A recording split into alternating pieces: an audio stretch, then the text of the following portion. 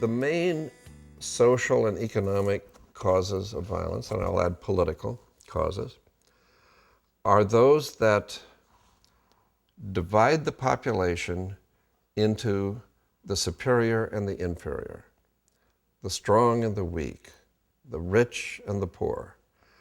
The more highly unequal a society is, the higher its rates of violence. For example, the most powerful predictor of homicide rates throughout the world, and this has been repeated in dozens of studies, is the size of the gap between the rich and the poor. The greater the degree of economic inequality in a society, the higher the murder rate. The lower the rate, the lower the inequality, the lower the murder rate. For example, in the world today, the countries with the lowest rates of economic inequality, or in other words, the highest rates of equality, are the countries of Western Europe, Japan, and the other English-speaking democracies, Canada, Australia, New Zealand. They have the lowest rates of inequality, and they have murder rates that are, in most years, well, in Western Europe and Japan, are roughly a tenth of ours. And in the other English-speaking democracies are about a fifth of ours, 20% as high. In other words, the US murder rates are 5 to 10 times higher than that of any other economically developed country on earth.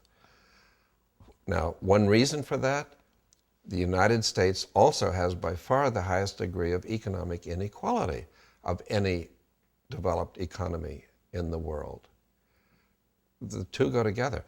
In the third world countries, the so-called developing countries, although in many cases these are what I would call undeveloping countries or regressing countries, because many of them are actually becoming more poverty-stricken rather than less. But in many of those countries, the rates of inequality are even higher than they are in the United States. I mean, in many of the third world countries, the population is really divided between a tiny elite of super rich landowners and a huge population of semi-starving peasants. And they do have higher rates of violence than we do. I mean, the World Health Organization, with whom have worked for many years,